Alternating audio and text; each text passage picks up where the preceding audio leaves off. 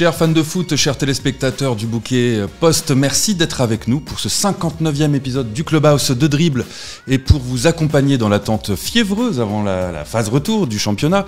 2 mois, on est sevré de compétition sur nos terrains, 2 mois d'impatience bientôt récompensés pour vous faire patienter jusqu'au week-end.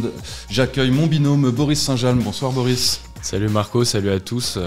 Écoute, toi aussi tu ne vis que pour retrouver la BGL League. Franchement, j'ai très hâte là, encore un week-end bien chargé de football européen, on va dire.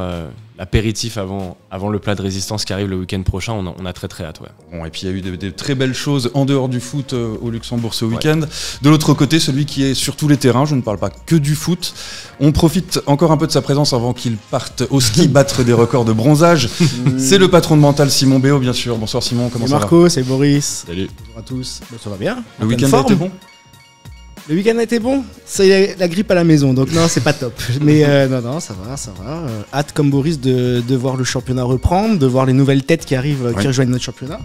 Tout à fait, parce qu'il y en a un qui a dû trouver le temps long car son équipe était sur une dynamique très positive. C'est notre invité, un président à part, élément moteur à Strasson, club dans lequel il était auparavant directeur sportif. Il a accompagné le club de la montée de la D1 à la BGL League. Il est trésorier et vice-président de la Ligue, réputé pour être un gestionnaire en bon père de famille. Il a fait atteindre la Coupe d'Europe à l'UNA et c'est historique cet été. Il a œuvré pour la construction du nouveau stade attendu la saison prochaine. Enfin, beaucoup de choses. C'est bien entendu Luc Hilger, bienvenue. Merci pour l'invitation. Merci à vous de votre présence. Ça va bien ? Vous abordez cette saison avec quel état d'esprit, cette deuxième partie, ce deuxième tour ? Oui, avec plein de motivation, plein de confiance. Je pense qu'avec le nouveau staff, il y a à nouveau du vent nouveau qui s'est installé. Les matchs de préparation ont montré qu'on est sur la bonne voie. J'ai hâte de commencer dimanche prochain à Rodrigues. Très bien, très beau cadeau que vous nous faites en tout cas en nous honorant de votre présence. Des cadeaux 2025 en est plein et vous pouvez le voir avec le sommaire. Donc le projet de l'UNA Strasson décliné par notre invité Luc Hilger, un point sur le mercato hivernal qui vient de s'achever avec des pépites, arrivées, des départs qui vont animer nos débats, les questions au vice-président de la Ligue, les pronostics pour la 16e journée de la deuxième partie de saison. Tout ça, c'est le Clubhouse de Dribble. Alors on commence avec l'UNA Strasson et donc Luc Hilger, notre invité. Strasson est un peu à votre image, discret mais qui fait son petit bonhomme de chemin. Mine de rien, 6e l'an passé, c'était la 3e fois je crois au cours des saisons une fois dernières. La première année. Tout à fait. Qualifié pour la Conference League, historique. 6e encore à l'heure actuelle et à 5 points du 2e seulement, il faut le noter. Qualifié pour les 8e de finale de la Coupe, contre Ostert je crois, oui. Le 12 mars prochain. Des finances dans le vert. Un effectif stable. Bon, la recette pour être compétitif, finalement, ce serait pas de construire tout ça en bonne intelligence et en bon père de famille. En prenant le temps aussi. Et en prenant le temps. Oui. Disons, il faut quand même... Nous sommes actuellement en train de travailler sur les bilans financiers au 31 du 12 4 déjà, oui. Et oui, on a bien travaillé nouveau. Bon, il y a eu la campagne européenne, ça c'est clair. Mais on a investi beaucoup d'argent chez les jeunes. On investit chaque année de plus en plus. On a créé la section féminine. On engage des entraîneurs qualifiés. Mais tout ce travail vient d'une équipe. Et moi, j'étais là comme joueur. Et j'étais parti pendant 6 ans parce que Strasson jouait en 2e, voire 1re division. Et puis après 6 ans, je suis revenu. J'avais dit à mon frère qui était président, il faudrait construire quelque chose. Il nous fallait 20 ans. Je dois quand même rigoler si je vois quelques clubs qui sortent de nulle part, qui pensent qu'après 2-3 ans qu'ils avaient gagné le match. J'ai toujours dit, c'est un marathon, c'est pas un sprint. Un sprint, tout le monde peut le faire, mais il faut aussi tenir la route. Bon, il y a quand même eu un gros changement, c'était en novembre, avec l'arrivée de Stefano Bensi sur le banc pour remplacer Vitor Pereira. C'était une volonté de la part du club d'essayer d'entrer dans une nouvelle dimension, justement, dans l'optique de ce marathon. C'était pas une autre dimension. Je pense qu'on avait quand même, avec Vitor, on avait quand même du succès, il ne faut pas le nier. Il a quand même eu le mérite, ou son staff, on a mis en place Lucas Sever, qui est sorti de nulle part à 16 ans. Oui.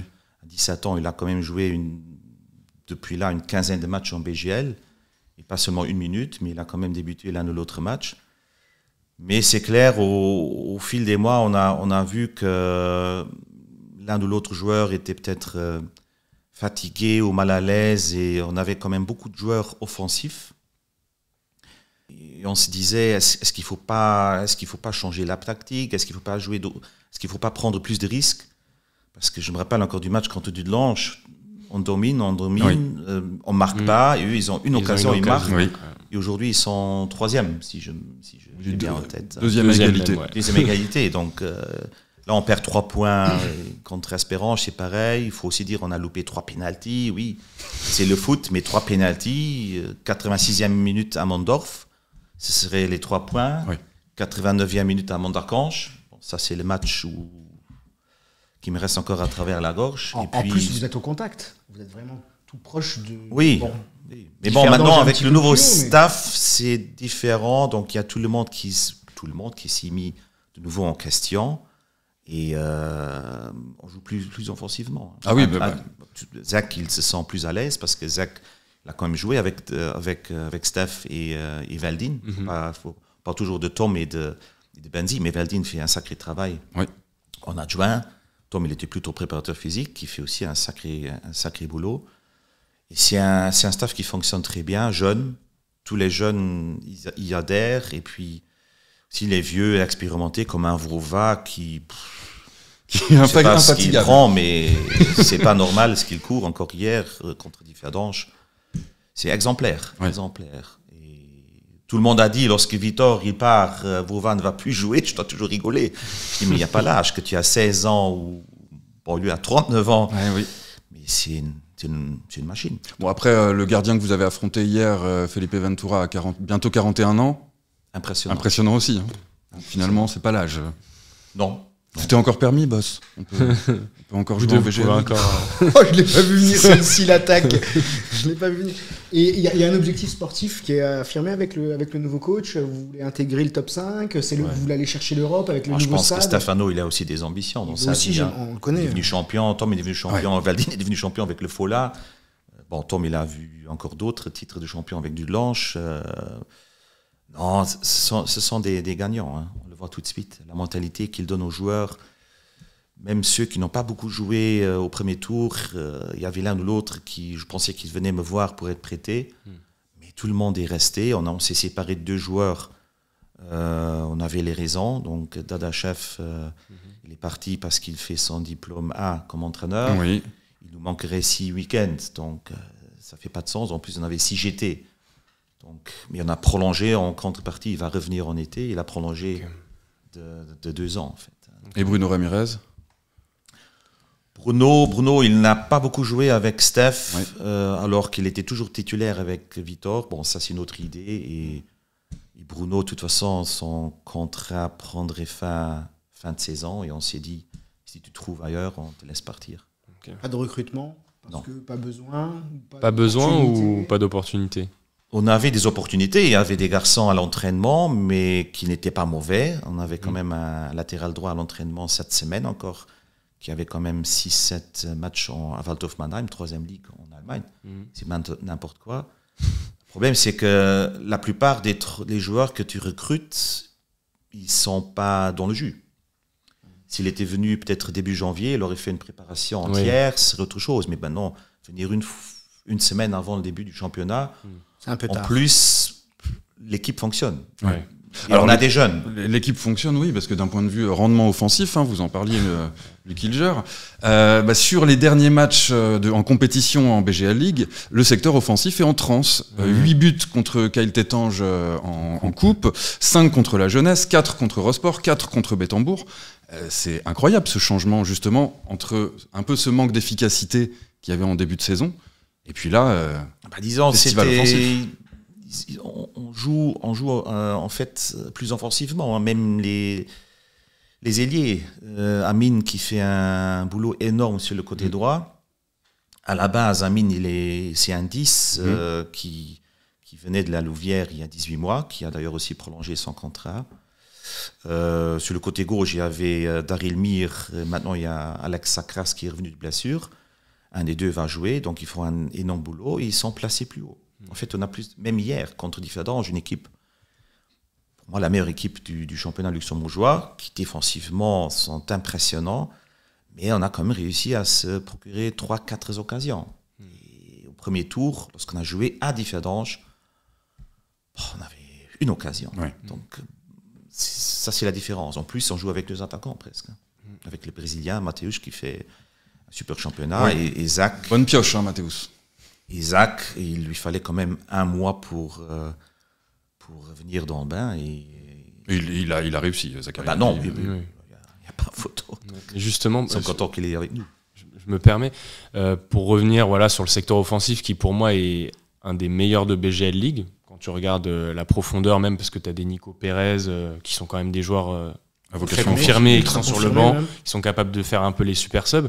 Est-ce que, je vais pousser la question plus loin comparé à ce qu'on a dit tout à l'heure, ce serait une déception de ne pas être européen à l'issue de cette Oui, saison? parce que quand on a goûté à la Coupe d'Europe, on a envie de... Voilà, on voit la dynamique qui se lance avec Stefano Benzi, les buts marqués, on se dit peut-être que Strassen, ça peut être l'équipe un peu surprise qui finit top 4, ou qui va chercher la coupe. Oui et non, hein, une déception. C'est clair que si on l'a joué une fois, on a passé quand même des bons moments là-bas. Hein, pas seulement l'équipe, hein, nous aussi. C'était très intéressant, mais c'est clair, ça donne de l'appétit. Et on a clairement dit au staff, maintenant, cette année ou l'année prochaine, le but c'est top 4, top 5. Ça c'est le but. Maintenant, il faut aussi parfois de la réussite. Après, ça va être acharné hein, quand on regarde. Oui. Là, on peut quand même imaginer qu'on a un top 6 en BGL League, en vous y incluant, et en excluant la jeunesse Esch. Et Mondorf. Il y a Et quand même Mondorf, Mondorf qui est là, qui est au Mondorf contact. qui est là, ouais.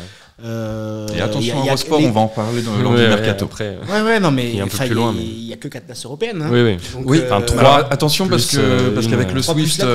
on n'est pas à l'abri d'un Que ça nouveau soit refus comme de licence un bis UEFA. repetita hein. sur la saison dernière, ouais, sans doute. On sait aussi, c'est ce qu'on nous reproche, on n'est pas assez ambitieux, et ça c'est faux. On est ambitieux, mais il faut aussi de la réussite parfois. Bien sûr. Faut aussi dire que Vitor, il avait aussi la malchance.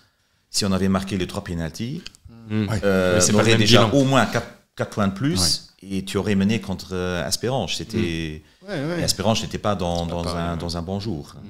Oui, vous seriez top 3 avec ces points en plus. Après. Ça se peut. Ça, c'est se peut. l'histoire Bon, du de foot l'autre côté, aussi on a de- peut-être aussi gagné à Vils, où on peut dire on était très efficace. C'est vrai. Un championnat se joue, c'est pour ça que je dis. Hein, Alors- c'est pas une course, c'est un Un marathon. marathon. Ambitieux sur le plan sportif et sur le plan des infrastructures aussi, puisque vous vous êtes lancé avec la commune dans la construction d'un nouveau stade. Vous pouvez nous en dire un peu plus sur ce projet ? Oui, le stade avance très bien. Donc, il y a un terrain qui, avec une tribune de plus ou moins 400 places assises, mais on peut accueillir 600-700 personnes sur cette tribune, ultra moderne. Vestiaire, cryothérapie, tout, salle de kiné. De l'autre côté, on a des gradins. Bon, moi, j'aurais souhaité qu'on aurait plus de places assises sur les gradins, mais Pour l'homologation, jouer des matchs de ouais, Coupe d'Europe. oui. Si jamais on joue la Coupe d'Europe, on ne peut pas jouer à Strassen, ça c'est un peu le dommage, mais bon, j'ai confiance dans la commune que ça va se faire dans une deuxième étape. Il faut aussi dire que, pour nous c'est facile à dire, il fallait aussi que la commune achète des terrains. Il manque encore un terrain. Et je pense que c'était un peu la raison principale pourquoi, de l'autre côté, on n'aurait pas pu construire les gradins comme on souhaitait, un peu plus grand, comme au Fola par exemple, avec des centaines de places assises. Mais sinon, ça avance bien. Le délai, le bourgmestre nous a confirmé que c'est juillet 25. Donc, C'est dans les nous temps. avons hâte pour commencer sur le nouveau terrain. Pour la saison prochaine. Oui. L'appui de la commune, c'est essentiel pour vous pour faire grandir le football luxembourgeois ? Donc, il y a des communes Notre commune, c'est le sponsor le principal du club. À part, on a aussi, il subventionne tout ce qui est investi chez les jeunes. Le stade, on est quand même gâtés. Pour le reste, c'est à nous de faire le match. Sans commune, c'est difficile. Sans commune, sans bons joueurs également. Et nous allons parler des bons joueurs qui arrivent ou qui partent lors de ce mercato hivernal. C'est notre page BGL Mercato. Alors un mercato qui faisait grise mine jusqu'à la semaine dernière, parce qu'on n'avait pas grand-chose à se mettre sous la dent et qui s'est soudainement accéléré jeudi avec des arrivées de poids. qui donnent un coup de fouet, je trouve, à notre BGL League. Alors, on va pas tous les citer, mais en vrac, alors on va parler d'abord des départs. On a Jorginho, qui part pour le Kazakhstan. Mixture, qui part, on l'a appris là ce week-end, vers la Ligue 3, la nationale française.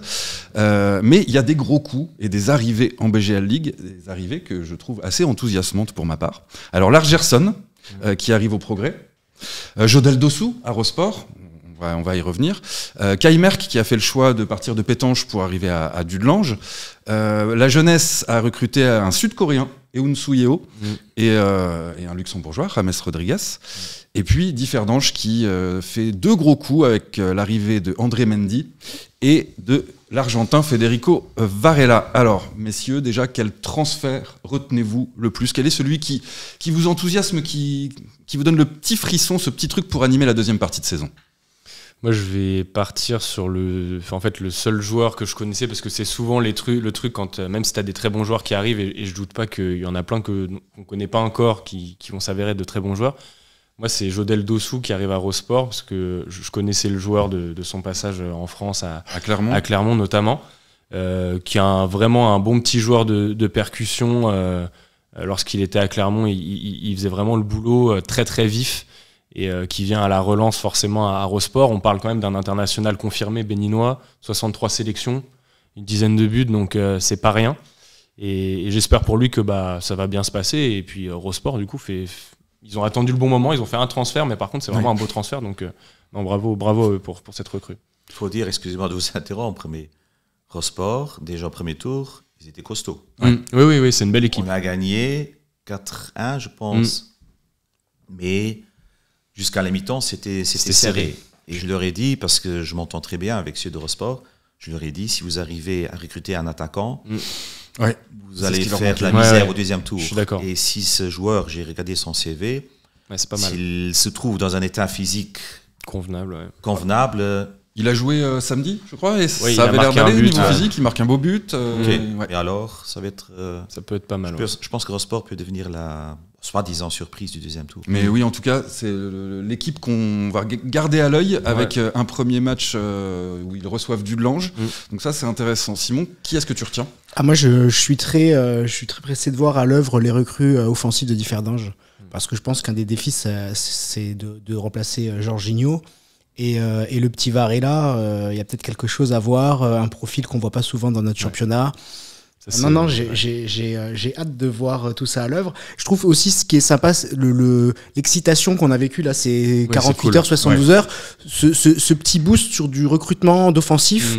C'est le spectacle, quoi. Et c'est ça qu'on aime. C'est ça qu'on aime. On a envie de voir des buts, on a envie de voir des nouvelles têtes, on a envie de trouver des nouvelles pépites. Et je pense qu'il y a des choses qui vont être pas mal, mais du côté de Differdange.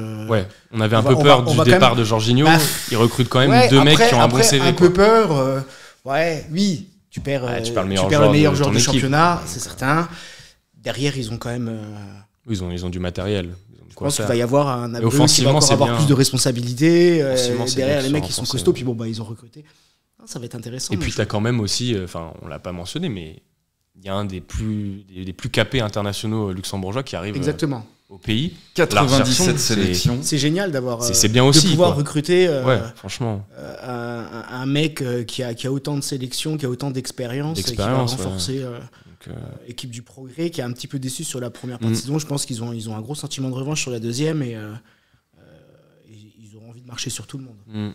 Mais ça va être serré. On a l'inconnu Swift. Alors effectivement, oui, c'est un club dont on n'a pas parlé, et pour cause, puisqu'il y a eu 6 départs, 0 arrivées. Après, comment tu veux recruter, sauf si tu vis sur Mars, comment tu veux qu'un joueur arrive au club? Vous pouvez déjà se poser la question au mercato d'été, des gens qui sont arrivés avec des agents peu scrupuleux qui leur vendent un club faut pas connaître qui a la un palmarès. Ou alors vouloir jouer coûte que coûte et se montrer, c'est aussi une possibilité. Alors Luc Ilger, vous les avez affrontés, Differdange, vous avez vu à l'œuvre André Mendy, un petit peu moins Varela, il est rentré en fin de rencontre. Est-ce que vous pouvez nous en dire un peu davantage? Mendy, il a des qualités. Il va faire mal. Ah oui, carrément. Après, c'est ce que j'ai dit hier aux gens de Differdange. J'ai aussi parlé avec Pedro Rezende. Jorginho, au début, il lui fallait aussi quelques matchs ou quelques semaines. On plus, faire un transfert en hiver, c'est plus compliqué qu'en été. Donc il fait mauvais, il gèle, il faut voir d'où ils viennent les joueurs. Mais je l'ai vu hier à l'œuvre, c'est très rapide. Il a marqué un but, sans froid.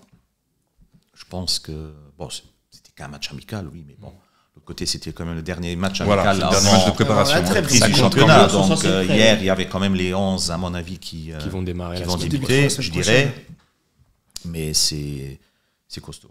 Ouais, je pense qu'il faut aussi saluer la cellule de recrutement de Differdange qui ont depuis quelques saisons opté pour la filière sud-américaine portugaise. Et honnêtement, ils ne se sont pas beaucoup trompés. Hein.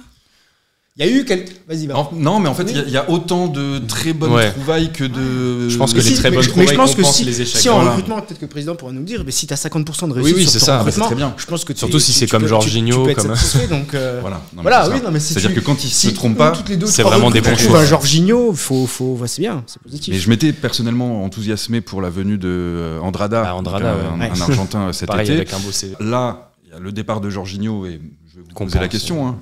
Est-ce que justement, selon vous, alors est-ce que ça relance le suspense dans le championnat et est-ce que ce départ, il est compensé par Mendy, avec le côté clinique, et Varela avec le côté construction du jeu?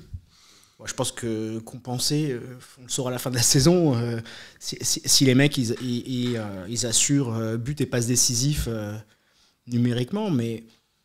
Je ne sais pas si ça relance vraiment le championnat, le départ de Jorginho, pour répondre à ta question, Marco. Je pense pas, parce que, à mon avis, ils ont bien recruté, parce qu'ils ont un matelas. Faut pas oublier, défensivement, ils sont costauds. C'est costaud. Ils ont un super gardien. Oui. Ils jouent depuis des années à 3 avec les mêmes. Oui. Et hier, il y avait Leandro Borges. Leandro qui joue en défense. Je pense que Théo Brusco, il était malade. Mais... Ça bouge pas. Non, ça bouge pas. Il était impressionnant. Il y a Guillaume Trani qui se balade comme un artiste. C'est vraiment un artiste sur le terrain. Je suis content chaque année où il joue dans notre championnat. Nous aussi. Il faut en profiter. Parce il donne quand même une plus-value au championnat. Ouais. Donc, pour moi, ils deviennent champions. Mais c'est costaud. On a pour habitude de dire que c'est la défense qui te fait gagner des titres. Hein. Les attaques te font gagner des matchs, mais la défense te fait gagner des titres. Moi, et puis derrière, il faut que ça suive aussi. Il faut que ça avance vite. Hein. Bien sûr. Donc moi, Jorginho, s'ils n'avaient pas recruté, je me serais dit, peut-être offensivement, ça va être un peu léger. Ouais, ils perdent leur attaquant titulaire et mine de rien, il n'y a pas de gars derrière qui s'imposait de lui-même comme un vrai buteur, même si t'as Bourg, mais bon, il jouait pas beaucoup. Là, tu récupères André Mendy qui a l'air d'avoir un profil assez sympa, qui fait une bonne prépa. Tu récupères un numéro 10 un peu à l'ancienne, sud-américain. Donc ça, c'est pour les romantiques du football. J'aime beaucoup. On espère qu'il s'adaptera, pareil, et qu'il nous régalera. Avec Trani, notamment, ça pourrait être sympa. Donc pas forcément très inquiet pour Differdange. Le mercato m'a bien rassuré, moi, de ce point de vue-là. Et oui, sur la première partie de saison, on l'a vu quand même. Hein, ils ont une marge sur les autres équipes. Ils ont gagné quasiment tous leurs matchs, à part le Racing. Donc, pas spécialement inquiet pour Differdange. Par contre, derrière, ça va batailler. Je crois qu'on a des matchs très importants qui vont arriver. Il y a Dudelange-Differdange le 16 février. Dans la foulée, il y aura le derby contre le Progrès. Donc oui, là, Dudelange-Differdange, on aura si ça tombe mal, ça peut vite se resserrer. Hein. C'est vrai. Tout à fait. Bien, nous, on va essayer de resserrer le débat et de passer à notre troisième sujet. On va parler de la Ligue. Président, vous allez changer de casquette et répondre en qualité de vice-président et trésorier de la Ligue. À tout de suite. 2 sujets d'actualité pour la Ligue de football luxembourgeoise. Le premier, c'est l'action. Enfin, j'ai envie de dire, de la fédération. On pourra s'interroger sur le timing, mais en tout cas, enfin, elle met à jour ses règlements et statuts pour instaurer officiellement une licence nationale avec des critères, entre autres financiers, pour garder sa place en BGL League, donc des critères qui seraient pris en ligne de compte pour la saison 2026-2027. Alors, première question, Luc Hilger, est-ce que la FLF va dans le bon sens? J'imagine que oui, et si oui, est-ce suffisant? Non. Et j'ai exprimé mon sentiment et notre avis. On va dans le bon sens avec les référendums, mais pour moi, ça ne suffit pas, honnêtement, parce que c'est quand même désastreux pour le foot luxembourgeois d'être confronté à la situation qu'on avait l'année passée. un club qui fait même pas de dossier. Hein. Donc d'après le nouveau règlement, la licence, il serait automatiquement relégué en promotion d'honneur. Il y a d'autres clubs qui ne reçoivent pas la licence. Chaque club peut avoir des problèmes. Je pense que tout le monde est responsable pour ces chiffres. Tout le monde peut avoir des problèmes, mais il fallait réagir. Il fallait réagir, et je pense que c'est bien. La seule chose que je déplore, c'est le timing de la fédération. On ne peut pas envoyer ce référendum au club, et puis tu as 2 semaines en plus 17 pages, et puis les clubs doivent se décider pour aujourd'hui. Non, on a la réunion dans 2 semaines, la réunion annuelle entre fédération BGL, le jour après promotion, et puis première, deuxième, troisième division. Donc il y a tous les clubs qui sont invités. On aurait pu présenter le projet, parce qu'il n'y a pas d'urgence. On commence que l'année d'après. Oui. Ça aussi, moi j'aurais commencé une année plus tôt. Pourquoi pas attendre? Mais bon, ça c'est un autre débat. Et on aurait pu expliquer la situation. J'espère que ça passe, mais il faut quand même la majorité je pense les 2 tiers. 2 tiers. Oui. 2 tiers, c'est pas rien, parce que je sais qu'il y a quelques clubs de la BGA qui vont voter contre. D'accord. Pourquoi ils vont voter? Oui, ça serait intéressant. Regardez la d'analyser situation les bilantaire de quelques clubs, donc ils peuvent pas voter pour. Donc ils n'ont Donc pas. il y aurait des votes vraiment individuels et pas pour le bien de la Ligue de football. C'est compliqué, c'est un sujet très compliqué. Ça dépend quand même de chaque club. Si tu es dans la misère, comment sortir? Moi, si nous on était confrontés à cette situation, j'aurais dit à mon comité, écoutez, il n'y a pas assez d'argent, il faut vraiment réduire le budget. Et s'ils vont en promotion d'honneur, on va en promotion d'honneur. Alors il y a les jeunes, il y a plus de jeunes. Parce que si on joue en promotion d'honneur, on jouerait avec 5-6 jeunes de Strassen. Bien sûr. Parce que les moins 19 et les moins 21, ils jouent en première division. Donc il n'y a pas de souci. J'espère que ça passe. Parce que soyons optimistes. Imaginons que ça passe. Est-ce que vous pensez que les sanctions seront réellement appliquées? Puisqu'on parle d'une échelle de sanctions. Alors vous avez parlé de rétrogradation automatique, mais on parle aussi d'avertissement, d'amende, de retrait de points. Amende de A, point de A. Voilà. Ça c'était un point. Parce qu'en décembre, j'étais avec Karine chez eux. On avait dit qu'il faudrait mettre les ententes. Il ne faut pas exclure les ententes, parce qu'il y a des clubs qui doivent faire des ententes seulement pour des disponibilités de terrain. Je prends l'exemple de Mondorf, par exemple, qui ont des ententes avec Schengen, je pense, parce qu'ils n'ont pas assez de terrain. Donc, il faudrait les inclure. Et puis, on aurait pu dire, au lieu de 2 à 10, on aurait pu dire c'est 3, ou c'est 4, ou c'est 5, c'est pas 2 à 10. Donc, peu importe qui vient, là tu dis 2, là tu dis 8. Donc, je ne sais pas comment ils vont trancher. Ça, c'était un bémol. Mais sinon, je trouve qu'on va dans la bonne direction. On l'espère tous en tout cas. Passons au deuxième sujet, un sujet épineux également. Il a été soulevé par nos confrères du VORT qui ont révélé que les relations entre la Ligue et le diffuseur actuel de la BGL League n'étaient pas au beau fixe. Les premiers regrettant la qualité de la prestation, les seconds le manque à gagner concernant des retours sur investissement qui se font attendre. Alors de votre point de vue, en tant que vice-président de la Ligue, se dirige-t-on vers un nouveau partenariat dans 6 mois ? Je ne sais pas. Honnêtement, je ne sais pas. Donc, j'espère que le deuxième tour puisse passer comme le premier tour. Je trouve que c'est très positif, surtout la qualité, les matchs en direct. C'est clair que si tu retransmets un match de Strassen, c'est plus compliqué parce qu'on n'a pas la équipé, il faut le dire. Hein. Nous et Ostart, maintenant, avec les travaux qu'ils sont en train de faire, c'est compliqué. Mais je pense que si tu prends les autres clubs, la qualité était bonne. Aussi avec les caméras VO, c'était OK. Il y a toujours des trucs à améliorer. Mais c'est un sujet difficile. Qu'est-ce qui manque pour que la mayonnaise prenne avec le diffuseur actuel, avec Apart TV ? Comme toujours dans la vie, hein, il faut de l'argent. Il faut des sponsors. Si on n'a pas les sponsors, les partenaires potentiels, ça ne peut pas fonctionner. On ne peut pas jouer en BGL sans argent, c'est comme ça. Hein. C'est quelqu'un qui me dit le contraire, alors il faut qu'il me le montre. Mais si c'est pareil, il faut les partenaires potentiels, il faut un projet à long terme, mais Apart TV, ils font leur maximum, mais à un certain moment, il faut des retombées financières. Pour eux, pour que ça soit financé, et pour que ça soit rentable pour eux, mais aussi pour les clubs. Bien sûr, ouais. Encore aujourd'hui, on ne reçoit rien. Et je ne comprends pas non plus, encore une fois, chaque fois que je vois RTL transmettre la promotion ou Formule 1 ou autre chose, je me dis, mais pourquoi on est arrivé à ce stade ? Je ne comprends pas. Un retour à RTL, c'est exclu ? Non. La porte est encore ouverte. Il faut garder la porte ouverte à tout le monde. Bon, une conséquence directe de ces tensions, c'est l'absence de toute information concernant la reprise qui est dans 6 jours, désormais. Donc, officiellement, tous les matchs auraient lieu dimanche à 16h. Alors, vous nous disiez juste avant qu'on allume les caméras, Luc Hilger, qu'il y aurait peut-être des matchs décalés. Donc, là, c'est en pourparlers avec les clubs, avec la Fédé. Est-ce que Apart TV fait partie des gens qui sont dans les négociations? Disons, c'est prévu qu'il y a chaque samedi un match et chaque dimanche un match plus tard pour que Apart TV puisse les retransmettre en live.